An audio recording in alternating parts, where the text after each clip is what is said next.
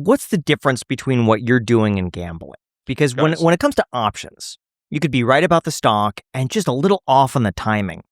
And that means you're wrong overall. I hate the gambling analogy because gambling means so many things to so many different people.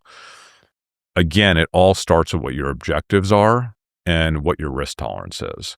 And on top of that, you have to understand that I do excessive amounts of probability analysis. So I essentially run through every theoretical scenario on that trade that could happen that I'm aware of. I look through every scenario, good and bad. And I make an assessment on how likely each scenario is to play out based on actual research. In this case, over 100 hours of deep research in Amazon. And you're playing probabilities. So I guess theoretically, everything in life is a gamble if you want to look at it like that. I mean, walking outside your door is a gamble because there's a theoretical possibility you could trip and die, right? So that's why I hate the analogy. It's not like investing versus gambling. It's like, do you understand the risk you're taking? And have you done the work, or are you just willy-nilly throwing money out there that you don't know what the hell you're doing? Right? This is what I do. This is my entire life, guys. So I live for this. And like I said, I think there was about an 80% chance that I would nail that trade. 20% chance I wouldn't. I'm going to take that every single time. And by the way, 80% chance of not doubling your money, 80% chance of like 6xing your money. I mean, that's insane. In fact, I knew when I placed that trade that I was going to be disappointed in myself for not making that trade larger. I knew that that trade should have been triple. It should have been a $30 to $40 million day for me. I knew that.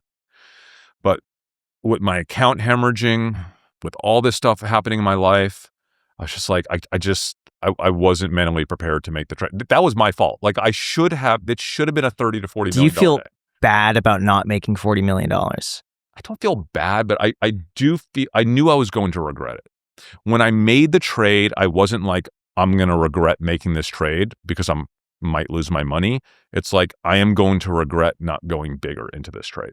So it's so funny that I was just telling Jack this. There's a stock I got for $20. I sold it at 55. But had I waited just an hour later, I could have sold it at like 68. And I was telling Jack, man, I lost out on all this money because I could have waited a little more.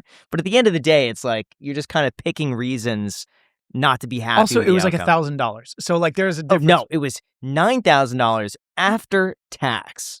I don't even know what tax. that means. Yeah. It was more than a $10,000 profit for waiting like 2 hours. Okay. You know, like honestly, guys, this is what pisses me off so much about, and I'm not pissed off. By the way, I love all the commentary on X. Like, yeah, my account blew up this last week. I told you guys I was eating dinner alone in Austin on Friday night at a really nice restaurant, sitting in the corner at a table. And it took me like over 2 hours just to do all the replies to one single thread on X.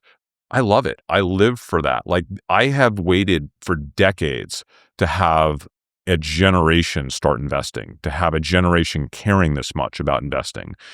I don't care if they're critiquing me. The bottom line is they care. This is literally the entirety of my life, is to try to get every human on earth into the investor class. And it's actually starting to happen.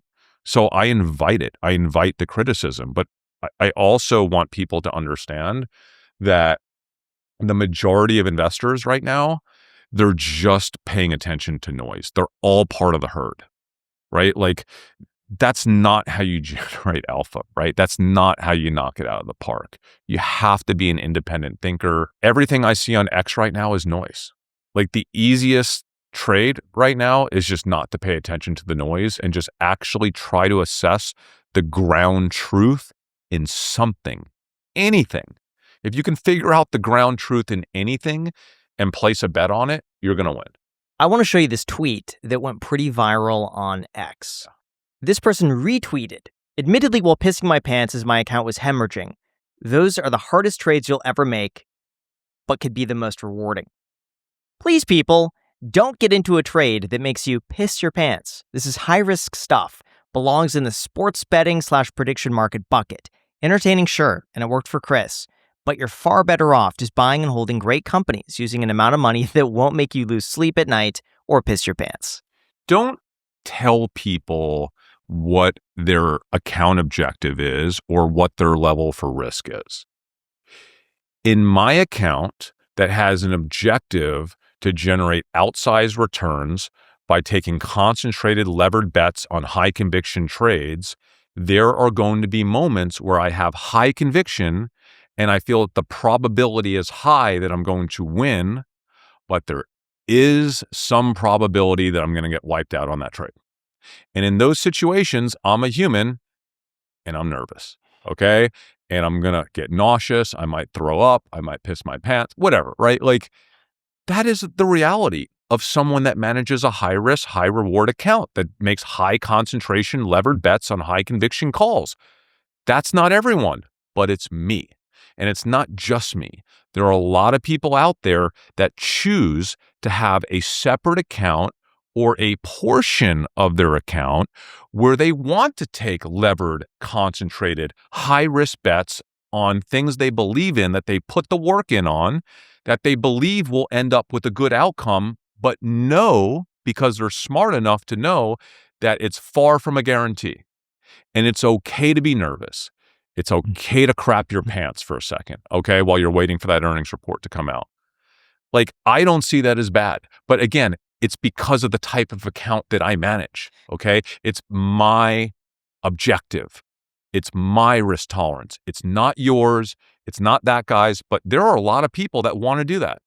And like, we're allowed to, and it's not a bad thing. And when we turn tens of thousands of dollars into tens of millions of dollars in a high risk, high reward account because we put in the work, hundreds and hundreds of hours on these trades, and I've been doing this for 18 years.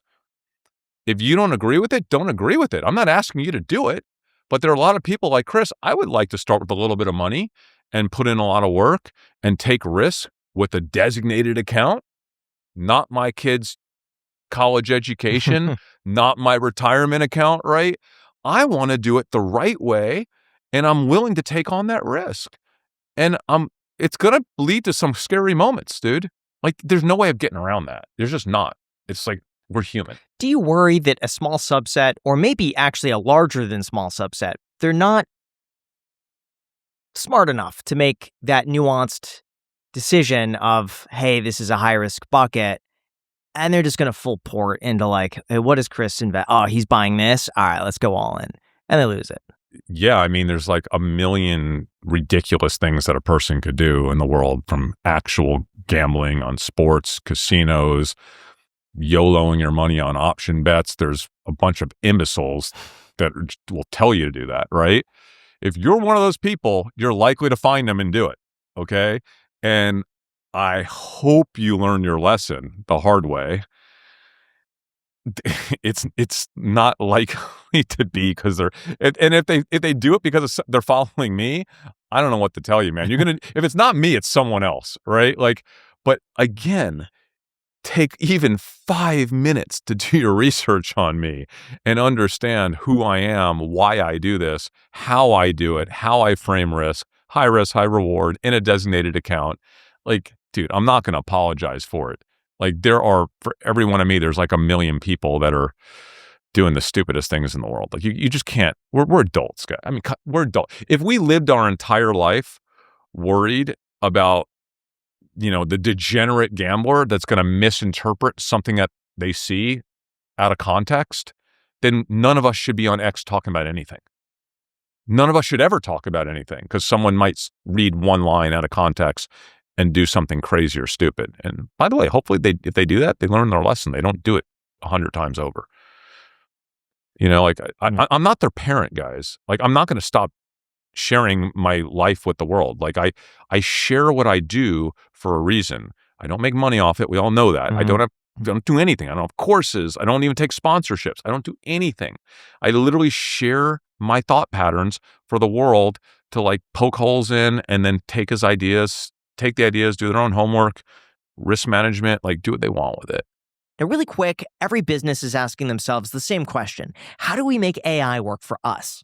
The possibilities are limitless, but guessing is too risky, and sitting on the sidelines is not an option because one thing is certain. If you're not doing it, your competitors are already making their move. And that's where our sponsor NetSuite by Oracle comes in. It's the #1 AI cloud ERP, trusted by over 43,000 businesses to manage everything from financials and inventory to commerce, HR, and CRM, all in one unified system. When all of your data is in one place, your AI becomes a lot smarter.